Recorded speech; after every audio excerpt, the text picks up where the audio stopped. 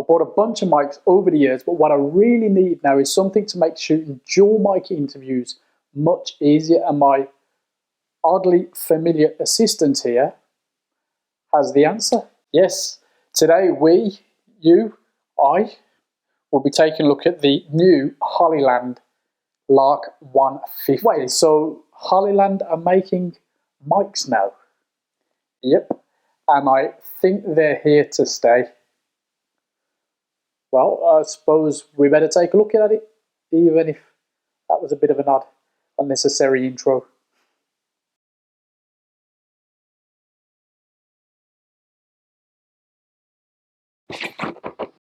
The main event itself, nice, decent, solid case. On the back, the USB-C charging port. Now, once you pop it open, you can see we've got the units all set up nicely. We do have another little spot right in there, if you can see that, which is going to be for my lav mics, if I can squeeze them in once they're out. I think we're going to struggle to get two in there, but maybe we can get the one. The muff should go in there, no problem. The muff's fine. Maybe the lav mic, we'll give that a go in a bit. And then we've got the two transmitters and the receiver. I'm glad that these aren't all white now. I mean, I'd love it to be completely black, but it's one of those. Now, on the top, we do have the port for the lav mic. We have the actual mic itself. We've got a pairing and a battery indicator. On the side, we've got a mute and an on-off. On the bottom, the contacts for the charging with the case. Now, if you look over this, you can't charge it other than using the case. So at some point, you're going to have to put it back into the case. Of course, both TX units are identical. And I haven't got the biggest hand in the world, but you can see that they are very small indeed. The receiver itself is this bigger unit here. Still not huge. Reminds me of a battery, car battery. Not in size, obviously.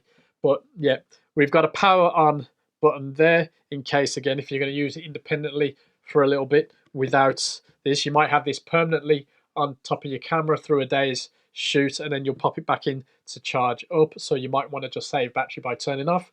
You've got a headphone port right there, which is extremely handy and definitely just adds to the justification for the price of this setup. Charging connectors on the bottom, line out on the side, so your TRS cable will go into there and into your DSLR, your mirrorless, in my case the Fujifilm X-T4. If we press it once, we can mute the mic and off again to unmute. Now if we hold it down, it'll flick into safety mode. If we hold it again, stereo mode, which is the one you'll want to be using when you're using both mics, so that it records the audio from each transmitter separately, and then you can play with it properly. You can edit both independently afterwards. You do have a little clip here, as you'd have seen on other mic setups, so that can go on your cold shoe adapter. Pops back in there. That's going to start charging, although I've barely used anything at all. Now let's put the other piece back. That slots straight in there. And of course, the TX units have the same clip system too. So if you're wearing a t-shirt, might be a bit trickier to use these if you can't get enough give with your t-shirt to comfortably put that on, but you'll work out a way. Two transmitters, receiver, windshield, two lav mics, which have little pop guards on them anyway. Let me just pop this one back in. Actually, it has a spare pop guard for a change. That's pretty cool. So we've got spares. The other, the cable, the TRS, the nice little baggie, user manual, after sales.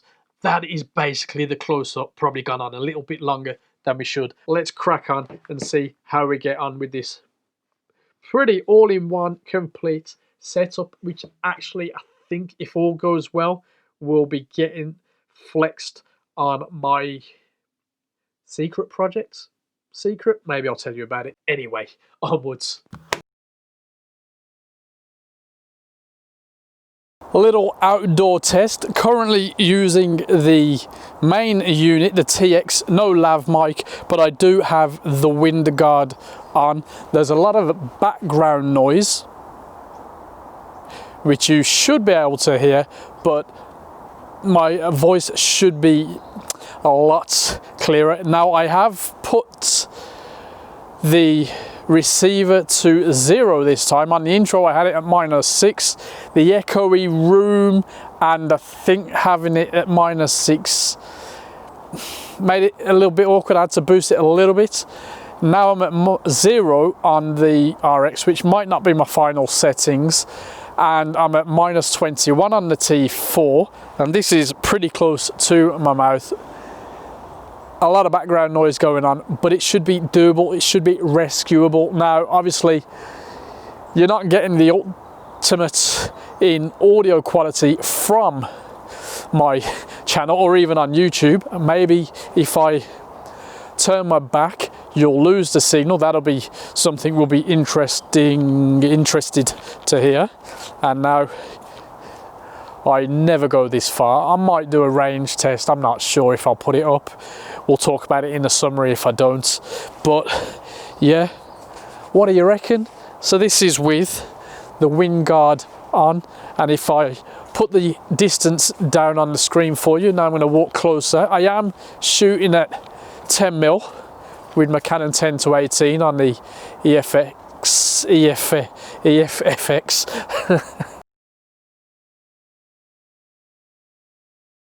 So turn away, walk away, and just for the crack I'm going to put this back into line of sight. You might have it on your back of your trousers. Walk a little bit further down here. I don't think I've ever walked this far down here in my life. What house am I at now? Anyway, can you even see me? I mean, I'm never going to come this far. This is a decent distance. Right, let's walk back. Literally just waffling now just to see how this sounds. Hopefully I'm not rubbing up against my jacket. I don't think I am. You've got to put these lav mics on properly, but it's just quick, rough and ready tests. Yeah. In the car now, I've dropped it to, or put it up to, -3. Windows are up, so there'll be very little background noise. Very little. And I've still got the wind muff on. So let's pop the wind muff off, which I assume will just boost it a little bit, and a limiter on Final Cut will just even that out a touch. Oh, this angle's a bit weird. Now, when it comes to using wireless mics for one-man band stuff, yes, you've seen this scenario before on the channel, although probably framed a bit more comfortably, and it's been absolutely fine. So let me see if I can switch over to the lav mic now, which actually, from tests before, I can do simply plugging it in. So I'm going to watch the monitor, make sure that we've done it. I saw it jump up briefly, which you'd expect. Yeah, seems to be fine. Can't see. It's monitoring fine. I mean, I've got it in a slightly awkward place behind the lapel, but it's picking up okay. And I think this could be a workable solution. What do you think? Ah! Oh, that's not coming off easy now. Sorry about this. You'll see why, although I can't bring it. This belt clip, do you want to focus on the belt clip? No. Anyway, this belt clip is super solid and not really a nice fit on the top of my T4 anyway, on my cold shoe, hot shoe adapter. Yeah, that's really awkward. I mean, it's a real tight fit, as you could probably guess by me trying to take the thing off. I'm going to squeeze it on gently, and it's back on, but I don't know. What have I done with my frame now? Yeah, bit awkward that. So, I don't know if that's going to ease up over time or what. It's a very minor thing. It's a -1 points out of 10, whatever. -1, -5. Oh, anyway, It's a small negative, but it's irrelevant. These audio tests really do waffle on. It's a good job we've put a timestamp thing in so you can skip to what you want, but you should be watching it all. Anyway, right. Also looks like we've got rid of my twin, finally. I have to say they've done a decent job with this kit. Of course, I'm using it in a very run and gun setup, but there is a lot of potential for other uses such as live streaming, event shooting and so on. Now my X-T4, my Fujifilm camera that I'm using right now and have done throughout this whole video, it's got a decent preamp, but I try not to use the camera gain that much to avoid any complications. This kit from Hollyland allows me to really tune in the levels on the receiver so that I can avoid having to push it further in the camera. Of course, if you use an external recorder, then you'll get a better sound quality experience, full stop. And although this hasn't been a particularly scientific audiophile kind of test, I think it's still very usable. There's no noticeable latency, very little unwanted noise. Again, not that scientific. The battery life seems good, especially as you can drop the units back into the case and get 2.5 times more charge that way, and the case can be charged via USB-C, another on-the-go feature that is very handy. I do like how you get the external lav mics included. They seem to be pretty decent, and the design of the wind guard, you get two of course, is much better than similar kits that we've seen used and loved before. Very happy, it hasn't fallen off yet. If I'm perfectly honest, I still want a completely clean, no logo, all black look. For those occasions I'll be using the mic like this, let's say, but on camera without having that external plugged in. I don't think it's that bad at the moment, but you know, the more discreet the better. And yeah, the size isn't bad either, you know, it's nice and small, but if they can make it smaller, that would be welcome. Of course, as I said, I've used this kit for every part of this video, except for the close-up overview where we opened up the box and so on. And I think it's done a job without me really having to go crazy messing with any settings. For a dual mic all-in-one kit, the price is pretty competitive, and I'm glad I've added this to my video kit, and it will be used in a number of my upcoming projects. So make sure to subscribe. Let us know in the comments below if you've used this system.